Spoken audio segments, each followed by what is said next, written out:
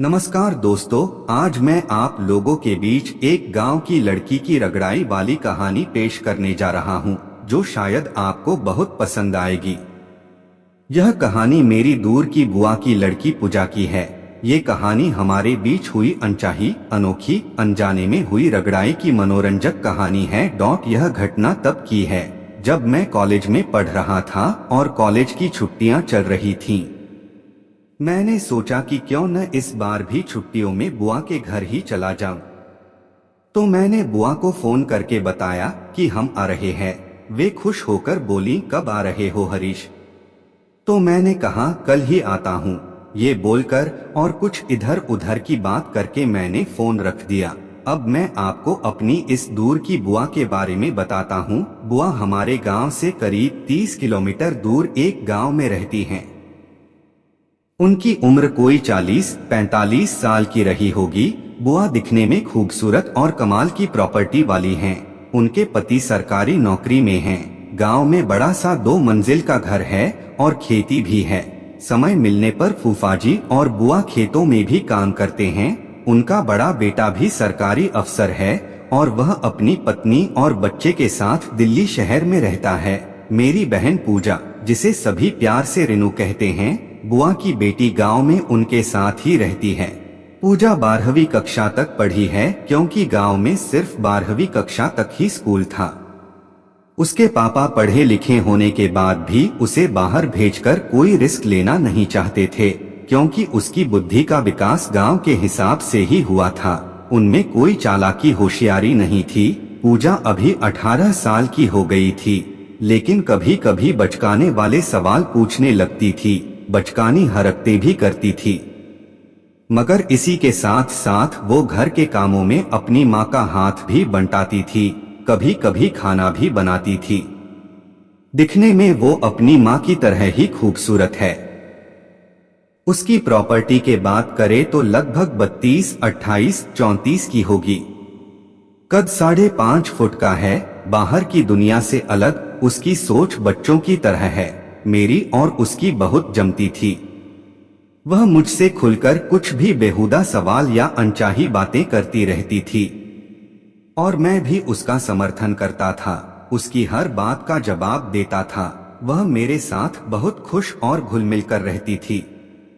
मैं दूसरे दिन ही पूरी तैयारी के साथ, मतलब कुछ गिफ्ट वगैरह लेकर, अपनी बाइक से बुआ के घर पर 12 बजे ही पहुंच गया।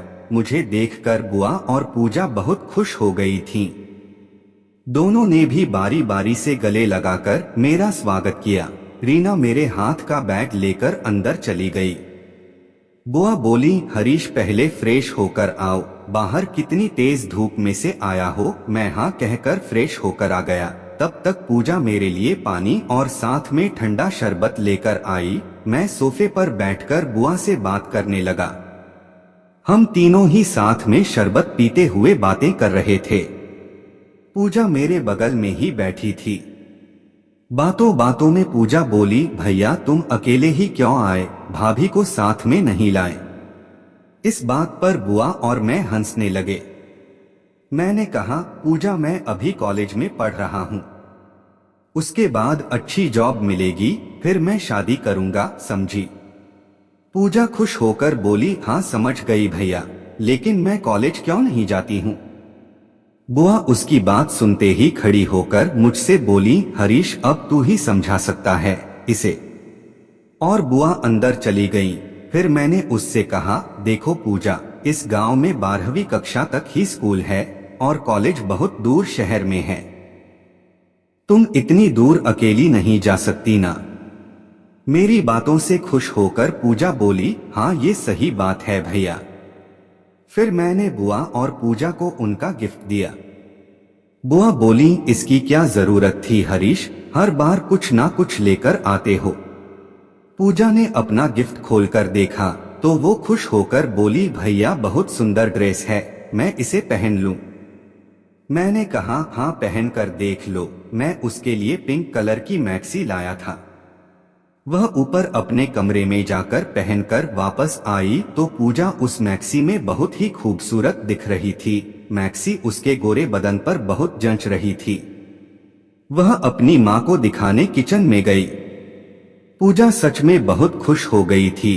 फिर वह ऊपर जाकर चेंज करके आई और बुआ को किचन में मदद करने लगी। खाना तैयार होने के बाद बुआ ने खाना लगाया और हम तीनों ने साथ में खाना खा लिया। बुआ और पूजा बर्तन मांजने लगी। मैं ऊपर जाकर बेडरूम में आराम करने लगा, लेकिन गर्मी के कारण पंखे की हवा भी गर्म लग रही थी। मैंने अपने पूरे कपड़े निकाल दिए और ऐसे ही बेड पर लेट गया। दोपहर के 1:30 बजे थे। गर्मी अपने चरम पर थी। मैं आंखें बंद करके नींद आने की प्रतीक्षा कर रहा था। थोड़ी ही देर बाद पूजा अंदर आ गई। उसने दरवाजा आधा बंद कर दिया। वह बेड के पास आकर बोली, सो गए क्या भैया? मैंने आंखें खोलकर कहा, नहीं पूजा, गर्मी की वजह से नींद नहीं आ रही है। उसने स्लीवलेस शॉर्ट गाउन पहना था। वो अपना एक पैर मेरे कमर के ऊपर से निकालकर बेड की दूसरी ओर रखकर बोली, भैया मैं तुम्हारे पास सो जाऊं। पूजा का एक पैर मेरे ऊपर से होकर दूसरी तरफ था और एक जमीन पर था।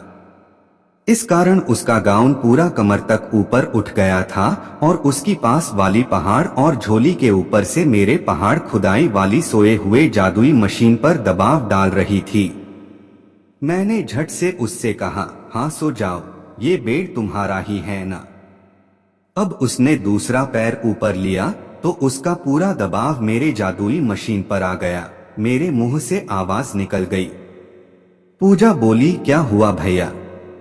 मैंने कहा, मुझे वहां पर दर्द हो रहा है जहां पर तुम बैठी हो। पूजा उठकर मेरे बाजू में बैठकर बोली, भैया लेकिन मुझे तो कुछ नहीं हुआ। मेरी तो बोलती बंद हो गई कि अब इसे कैसे कहूं। इतने में पूजा मेरी झोली के उभार पर हाथ रखकर कहा, भैया यहाँ दर्द हो रहा है क्या? तो मैंने कहा, हाँ पूजा, तुम्हें पता नहीं क्या कि वो कितनी संवेदनशील जगह है। उसने कहा, मुझे नहीं पता भैया, मैं अभी देखती हूँ। इतना कहकर उसने मेरी झोली को झट से नीचे खींच दिया और मेरे सोए हुए पहाड़ खोदने वाली मशीन को दोनों हाथों में लेकर सहलाने लगी। मैंने अपने हाथ से उसके हाथ छुड़ाने की कोशिश करते हुए कहा, इसे मत सहलाओ पूजा, नीचे दर्द हो रहा है। हमने उसकी पेड़ वाले 2 अमरूद सहलाकर उससे कहा, तुम्हारे बैठने से यहाँ दबकर दर्द होने लगा है। वो अपने एक हाथ से मेरी दोनों अमरूदों को सहलाने लगी। मुझे अच्छा लग रहा था और वो दूसरे हाथ से मेरे पहाड़ खोदने वाली मशीन को सहला रही थी। अब मेरा जादुई मशीन तनाव में आने लगा था। वो बोली, अब कैसा है दर्द भैया? मैंने कहा, अब ठीक लगता है पूजा, लेकिन ऐसा मत करो, तुम मेरी बहन हो ना। बहन अपने भाई के साथ ऐसा कुछ नहीं कर सकता है पूजा, ये गलत है। लेकिन पूजा को मेरा जादुई मशीन बड़ा होते हुए देखकर मजा आ रहा था। पूजा बोली, ऐसा क्यों भैया? हम भाई बहन ऐसा क्यों नहीं कर सकते? बताओ ना भैया। पूजा के इस अनोखे और बेवकूफों वाले सवाल से मैं हैरान सा हो गया था। अब इसे कैसे समझाऊं? तो मैंने कहा, देखो रीना, ऐसी हरकतें पति पत्नी, बॉयफ्रेंड गर्लफ्रेंड, एक पराया मर्द या पराई औरत, इनके बीच ही होती है, समझी? एक पल रुकने के बाद मैंने आगे कहा, अगर तेरी माँ ने हम दोनों को इस हाल में देख लिया तो वो हम दोनों को ही पीटेगी। उसने कहा, वो तो सो रही होगी अभी, वो अब 5 बजे ही उठेगी और वैसे उसे कौन बताएगा। उसकी बातों से मैं हक्का बक्का हो गया था। फिर उसने कहा, भैया इसे क्या कहते हैं? ये इतना अच्छा क्यों है और मेरे पास ऐसा क्यों नहीं है? रीना अब भी मेरा लोहे की मशीन को छूकर बातें कर रही थी। उसके सवालों से मैंने खुद से सवाल किया कि अब इसे कैसे समझाया जाए। एक पल सोचने के बाद मैंने उससे कहा कि वो मैं तुम्हें रात को बताऊंगा पूजा, अब इसे छूना छोड़ दो और सो जाओ। उसने मशीन को छूना बंद कर दिया और मेरे पास लेट गई। वो ऐसी लेटी थी कि उसका शॉर्ट गाउन कमर के ऊपर आ गया था। उसकी गोरी मखमल जैसी गदराई जमीन और उसकी काले कलर की झोली देखकर मेरा मन मचलने लगा था। लेकिन मैंने खुद को काबू में रखते हुए अपनी आंखें बंद कर ली। पूजा का एक हाथ अभी भी मेरी जमीन पर था और दूसरा हाथ उसने अपनी पास वाली पहाड़ पर झोली के ऊपर रखा था। वो अपनी पहाड़ पर झोली के ऊपर से ही एक उंगली से खुजलाती हुई बोली, भैया देखा ना, मुझे यहाँ पर कुछ काट रहा है, मुझे खुजली होने लगी है। मैंने उठकर उसका हाथ हटाकर अपने एक हाथ उसके झोली के ऊपर से ही पहाड़ पर रखकर कहा, यहाँ खुजली हो रही है क्या? तो वो हाँ बोली। मैंने उसकी पास वाली झोली नीचे घुटनों तक उतार दी और देखा कि उसकी पहाड़ पर घने घास का जंगल है। मैंने सोचा कि ये कैसी लड़की है। फिर मैंने उसके घासों को हटाकर पूली उसकी पहाड़ के गुफा पर उंगली रखकर पूजा से पूछा, यहाँ पर खुजली हो रही है ना पूजा? मेरी उंगली रखने से उसके मुंह से आवाज आई और वो बोली, हाँ भैया। उसकी पहाड़ी गीली हो गई थी क्योंकि थोड़ा बारिश टाइप का पानी आ रहा था। मैं आहिस्ता से अपनी उंगली पहाड़ की गुफा में डालने लगा तो रीना की आंखें बंद हो गई थीं।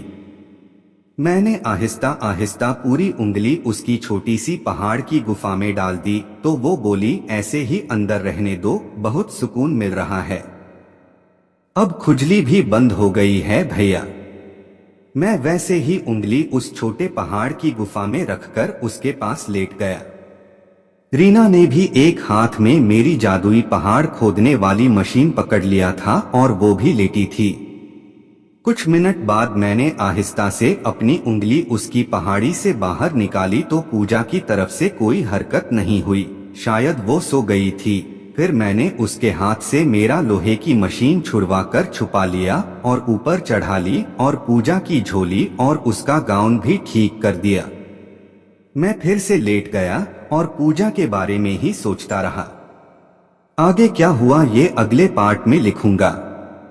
तो दोस्तों, ये थी हमारी आज की कहानी। उम्मीद है इस कहानी को आपने पूरा जरूर सुना होगा और ये कहानी आपको जरा भी पसंद आई हो।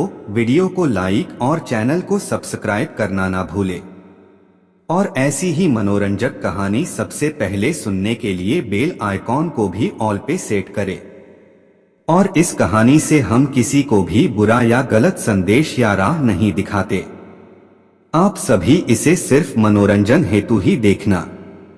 और इस कहानी को पूरा सुनने के लिए आप सभी का दिल से शुक्रिया।